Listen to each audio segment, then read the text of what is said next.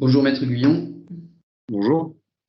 Alors on se retrouve à nouveau pour une interview ensemble. On avait fait déjà une première interview il y a quelques mois pour faire un petit peu le point suite à notre première procédure juridique devant le Conseil d'État.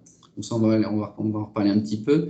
L'objectif pour nous là, c'était de refaire une vidéo pour voir l'évolution de la situation autour du protocole sanitaire dans le cadre de cette rentrée. Par rapport à ce qu'on peut demander, exiger, puis peut-être les points de différence qu'on va constater au niveau du protocole. Donc peut-être juste avant d'aller sur les aspects plus juridiques, Enfance et Liberté, nous, on a déjà émis au ministère une lettre ouverte qui pointe un certain nombre d'incohérences dans le protocole. Autour de 3 critères clés, qui étaient d'une part la mise en place des différents niveaux de gravité de l'épidémie, quelque part, en tout cas de déploiement d'une procédure sanitaire, avec un niveau vert, jaune, orange et rouge, avec une sorte de graduation sur les mesures qui sont mises en place dans l'école, mais sans aucun indicateur clé commun, partagé, qui permette de savoir si on passe d'un niveau à l'autre. Alors ceci d'autant plus surprenant qu'on apprend récemment que on vient de passer à un niveau qu'on pourrait qualifier de vert dans un certain nombre de départements qui permettrait d'enlever les masques, mais sans aucune référence au protocole sanitaire qui pourtant avait prévu ces situations-là.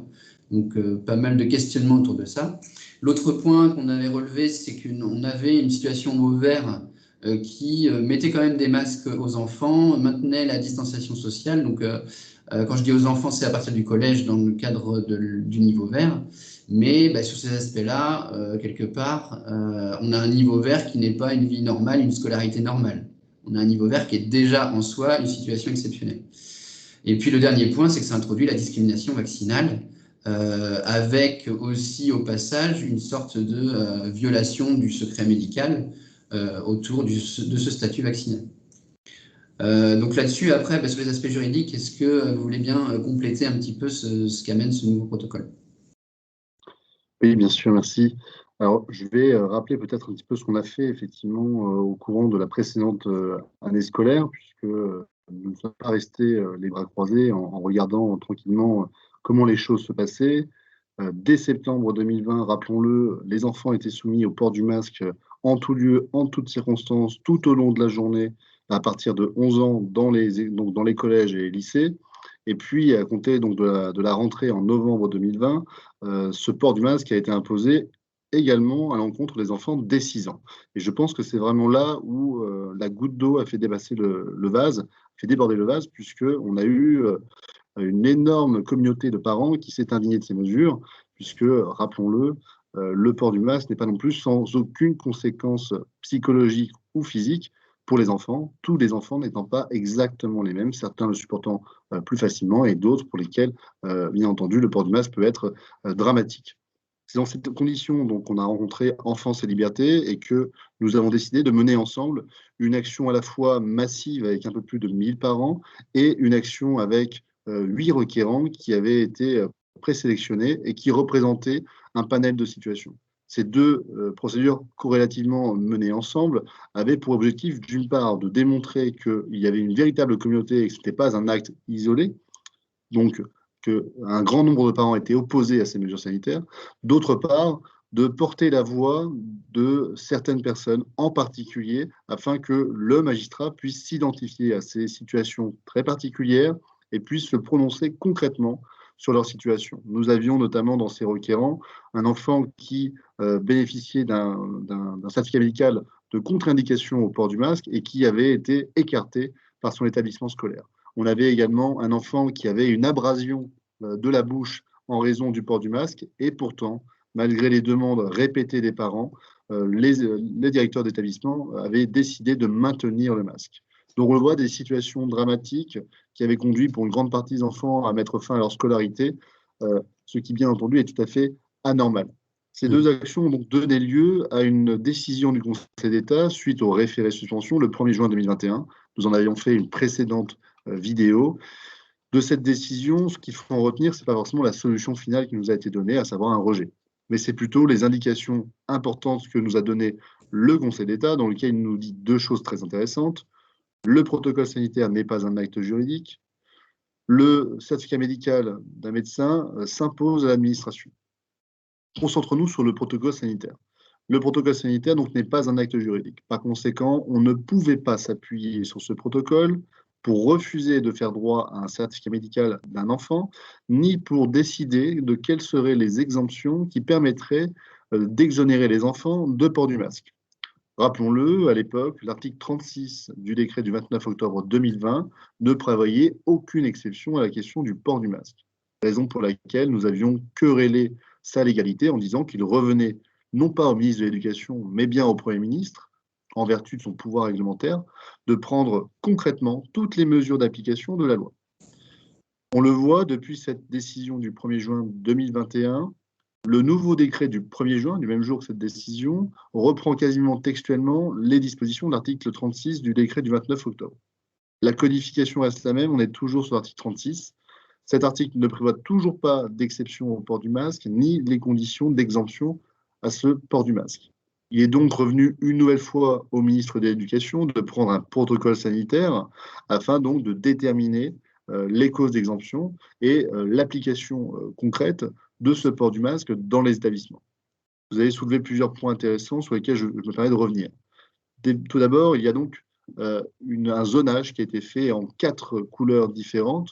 Le zonage ne repose sur aucun élément objectif, c'est-à-dire que nous découvrons, suite aux dernières indications du gouvernement, que le taux d'incidence serait fixé à 50 pour 100 000 et que lorsque les départements sont à un taux d'incidence qui est inférieur à 50 sur 100 000, alors dans ce cas-là, les écoliers ne seront plus soumis au port du masque. Donc, finalement, on découvre par ce biais-là que le critère supposé de ce zonage serait le taux d'incidence, chose qui n'avait été écrit nulle part avant et qui n'est pas complètement non plus confirmée dans la manière dont on nous amène l'information. Tout à fait. À ce jour, donc date à laquelle nous faisons la vidéo, c'est une déclaration faite par le gouvernement. On n'a pas plus d'informations sur ces déclarations. Mais ça rappelle une chose très intéressante. C'est de dire que, comme on n'a jamais défini ce qu'était une situation d'état d'urgence sanitaire, et comme le Conseil d'État lui-même le reconnaît qu'il faut garder des critères subjectifs pour permettre au gouvernement d'avoir les coudées libres et de pouvoir faire relativement tout ce qu'il veut et tout ce qui est nécessaire dans une situation qui serait anormale et imprévisible, eh bien, on se retrouve avec ces excès qui est qu'on fixe de manière évolutive des critères qui sont à géométrie variable, qui aujourd'hui sont le taux d'incidence, mais qui demain pourront être le nombre de clusters, pourront être le nombre de personnes vaccinées, etc. etc. Donc en fait, il n'y a pas de critères véritablement bien définis à l'avance, ce qui fait qu'il n'y a pas de prévisibilité de la règle de droit. Elle n'est pas non plus véritablement intelligible, puisque qu'est-ce que ça veut dire 50 sur 100 000? Le jour où on cessera de rembourser les tests PCR, j'imagine assez facilement qu'on ne pourra plus mesurer ce taux d'incidence. Donc, il sera nécessairement biaisé. Et donc, par conséquent, il y aura deux solutions. Hein. Soit on aura effectivement une situation épidémique qui va évoluer sans qu'on puisse véritablement la mesurer, soit il y aura effectivement une aggravation du taux d'incidence, puisqu'on ne prendra en charge économiquement que les tests PCR des personnes qui ont des symptômes. Et donc là, en fait, ça sera quasiment du 100% positif. Donc, il ne faut pas croire que la question du taux d'incidence va conduire naturellement et de manière assez évolutive à une amélioration de la situation sanitaire. Parce qu'en réalité, ce critère peut être biaisé par différents facteurs. Donc ça, c'est un premier point important. Deuxième point, la question de la vaccination. Rappelons-le, cette vaccination aujourd'hui à l'égard des enfants n'est pas obligatoire. Donc, une vaccination qui est facultative, à deux incidences. Première incidence, comme elle n'est pas obligatoire, elle est bien entendu non prise en charge par l'ONIAM, l'Organisme national d'indemnisation des victimes, qui, elle, est un organisme qui va prendre en charge toutes les conséquences dramatiques qui pourraient résulter d'une vaccination obligatoire. Donc ici, pas d'indemnisation. Et deuxièmement, comme elle n'est pas obligatoire, vous l'aurez compris, elle est fortement incitative. Et aujourd'hui, effectivement, nous avons des vaccinodromes qui arrivent devant les établissements scolaires. Est-ce véritablement leur place? Est-ce le rôle de l'école d'inciter à la vaccination? Je ne sais pas, mais en tout cas, ici, il y a vraiment un problème éthique et juridique qui se pose. Et ça va être tout l'enjeu des actions qu'on va être amenés à faire ensemble avec le collectif et l'association Enfance et Liberté, dont on va parler dans une autre vidéo. Tout ça donc pour conclure assez rapidement sur le fait qu'il y a des interrogations qui vont bien au-delà aujourd'hui du masque. Le protocole sanitaire prévoit une éviction des enfants non vaccinés. Le décret prévoit la prévalence de l'avis d'un des parents favorable à la vaccination pour faire vacciner les enfants. Et la loi du 5 août prévoit que les enfants de 16 ans n'ont même plus besoin de l'accord d'un des deux parents pour pouvoir se vacciner tout seul. Donc, avec en plus là-dessus un petit complément, juste un petit complément là-dessus, c'est que des directives ont circulé, donc on fait évoluer aussi la situation, c'est-à-dire que jusqu'ici, un adolescent de plus de 16 ans qui voulait se faire vacciner devait se munir de soit son propre numéro de sécurité sociale, mais bien souvent de celui de ses parents, et que les directives également dans les centres hospitaliers étaient de passer outre le fait de ne pas disposer de ce certificat, de ce numéro de sécurité sociale pour procéder à la vaccination. Et ce qui fait qu'aujourd'hui, le simple consentement suffit et même le parent ne pourrait, dans l'absolu, même pas être informé de la vaccination de ses enfants. Donc des situations assez dramatiques qui, vous l'aurez compris, en fait, il faut voir plus loin que septembre 2021 et la Covid-19. Il faut essayer de comprendre qu'on vient de mettre une première entorse qui, malheureusement, va justifier d'autres entorses pour d'autres raisons. Parce que, malheureusement, aujourd'hui, on vous dira, il existe déjà une vaccination obligatoire. Par conséquent, cette nouvelle vaccination, finalement, c'en est qu'une de plus.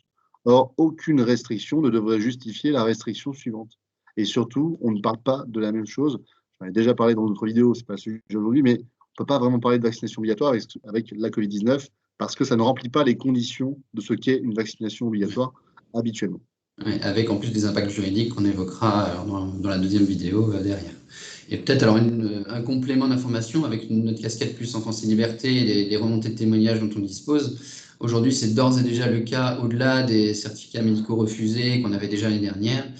On a beaucoup de témoignages d'enseignants ou de personnel dans l'éducation qui font des sondages à main levée tout simplement dans les classes pour savoir qui est vacciné ou non vacciné.